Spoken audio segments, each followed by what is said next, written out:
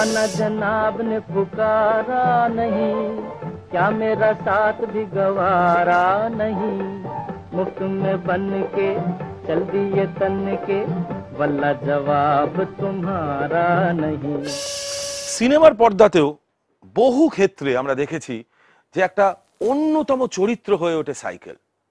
বিশ্ব সিনেমার ক্লাসিকের ক্ষেত্রে যেমন একথা সত্যি, তেমনি হালফিলের ছবিতেও বাংলা বা হিন্দি এই সমস্ত সিনেমাতেও সাইকেল অনেকটা জমি জুড়ে রেখেছে।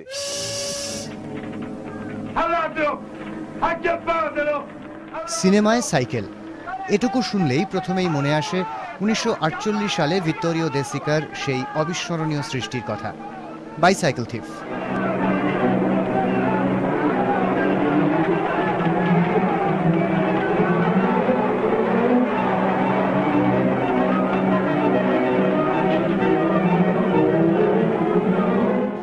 এই ছবির প্রভাবে পরবর্তীকালে আরও বহু সিনেমা তৈরি হয়েছে।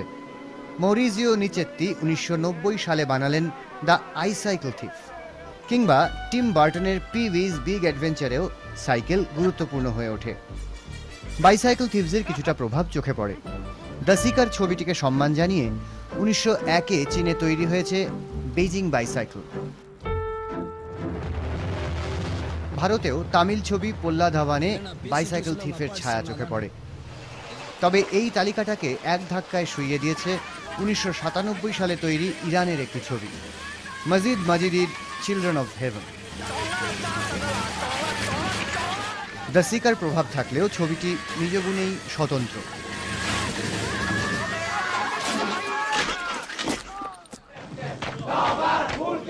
ইরানেরই আরও একটি ছবি সাইকেলকে তুলে ধরেছে অন্য নাকি অনন্য উচ্চতায়, মহসেন মখমল বাফের দ্য সাইক্লিস্ট, প্রকাশ 1989। এখানে বেকার বাবার রুটি রুজির সহায় সাইকেলের খেলা। ছবির মূল কাঠামোয় রয়েছে বাবা ছেলের সেই চিরন্তন সমীকরণ।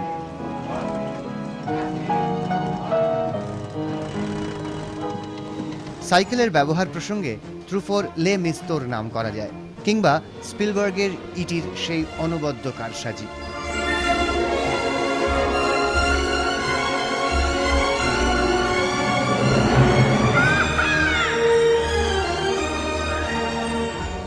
এদেশের হিন্দি ছবির ক্ষেত্রে একসময় সাইকেল নানাভাবে ব্যবহৃত হয়েছে। জো জিতা ওহি সিকান্দারের মতো সাইকেল রেস নিয়েই গোটা একটা সিনেমা তৈরি হয়েছে।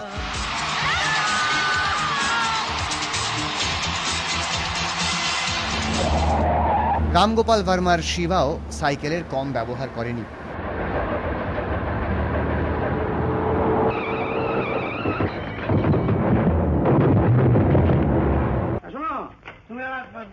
বাংলা ছবির ক্ষেত্রে শুধু সাইকেলকে কেন্দ্র করেই সেভাবে কোনো গুরুত্বপূর্ণ ছবি তৈরি হয়নি বটে, কিন্তু দীর্ঘদিন ধরেই বহু দৃশ্যে অন্য মাত্রা এনেছে সাইকেল।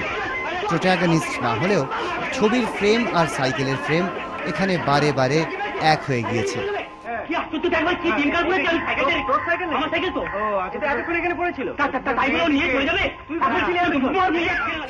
না, শুধু ছবির পর্দার কথাই আমরা বলছি না, জগৎ ভ্রমণ নয়, একেবারে সাইকেলে চড়ে পেরিয়ে যাওয়া দেশের পর দেশ এমনই এক মানুষের কথা শুনবো, যিনি সাইকেলের চাকা দিয়ে মুড়ে ফেলেছেন প্রায় গোটা পৃথিবীটা। এই বাস্তবেরই এক প্রকৃত সাইক্লিস্ট। সাইকেল চালাতে যারা ভালোবাসেন তারা সকাল বিকেল যে পথটা নিজের পাড়ায় টহল দেন, যদি সরল রেখায় সাইকেলটা চালাতেন হয়তো গোটা পৃথিবীটাই এক পাক ঘুরে আসতে পারতেন। না, সেই সাধারণ সাইকেলের জগতে নয়, আমরা এখন এমন একটা সাইকেল দেখব যে সাইকেলটা সত্যি সত্যি গোটা পৃথিবীটাই একটা চক্কর মেরে এসেছে।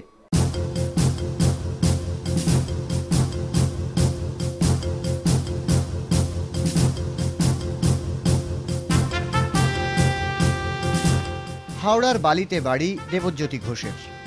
বাড়ি একটা আছে বটে, কিন্তু মানুষটা নিজে এক বিশ্ব নাগরিক। সাইকেলে চড়ে বসে পেরিয়ে যান দেশের পর দেশ। প্রথম যাত্রা প্রায় বছর 15 আগে এক বন্ধুকে সঙ্গে নিয়ে বেরিয়ে পড়েছিলেন। সঙ্গী বলতে তখন কিছু টাকা আর একটা সাইকেল। অবশ্য স্রেফ রোমাঞ্চই নয়, ভারতের জাতীয় সংহতির কথা প্রচার করার একটা উদ্দেশ্যও ছিল বটে। এভাবেই চষে ফেলেছেন ইউরোপ, আফ্রিকা, এশিয়ার বহু দেশ। সংগ্রহ করেছেন বিচিত্র সব অভিজ্ঞতা।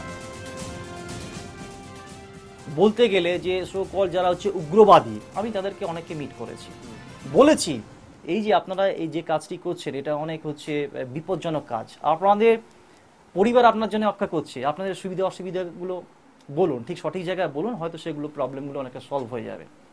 আমি যখন সেই সব জায়গাগুলো ক্রস করি তাদের সাংকেতিক ভাষায় বলে দেওয়া হয়েছিল যে এই ব্যক্তি বাইসাইকেল করে যাচ্ছে, এর যেন কোনো ক্ষতি না হয়, অথচ তারা গভর্নমেন্টের কাছ দিক থেকে তারা কিন্তু ওয়ান্টেড, তারা কিন্তু মিলিটেন্টস। এ ধরনের ভ্রমণে সরকারের অনুমতি লাগে, দেবজ্যোতির সে সমস্যা হয়নি। আর তারই সঙ্গে জুড়ে গিয়েছিল দুনিয়াটা পরখ করে দেখার অদম্য বাসনা। ভ্রমণের আকর্ষণ, সাইকেলের প্রেম কাজ করেছিল দেবজ্যোতির সাফল্যের নেপথ্যে, আজও করে। শীঘ্রই বাইসাইকেলে চড়ে প্যাডেলে আবার একটা জবরদস্ত ধাক্কা দেওয়ার পরিকল্পনা আঁটছেন তিনি। Best of luck Debjyoti.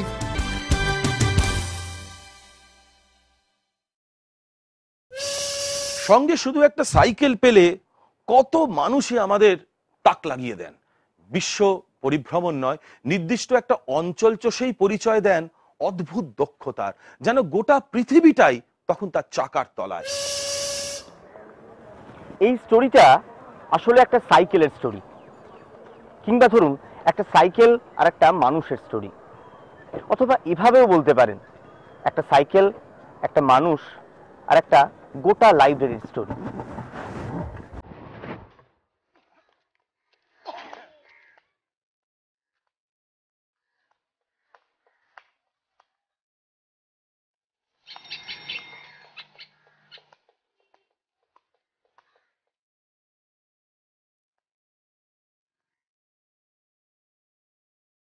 Swapan Kumar নাগ, বয়স 70 ছুঁই ছুঁই। পোশাক আশাকই বলে দেয় মানুষটা যেন আদ্যন্ত এক ট্রাভেলার। তবে কাঁধে রুকস্যাক নয়, তার সাইকেলের হাতলে থাকে থলে। আসলে গত 40 বছর ধরে একটা লাইব্রেরি চালিয়ে আসছেন স্বপনবাবু। লাইব্রেরি মানে মোবাইল লাইব্রেরি।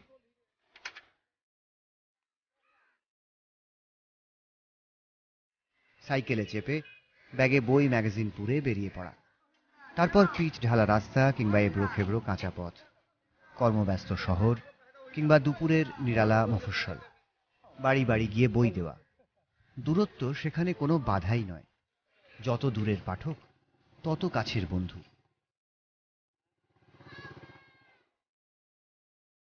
আমি পুরো সাইকেল, আমার জীবনীটাই সাইকেলে। ছেলেবেলা থেকে আমি সাইকেল চালাচ্ছি, প্রায় ধরুন আমি কম হলেও 50-60 বছর।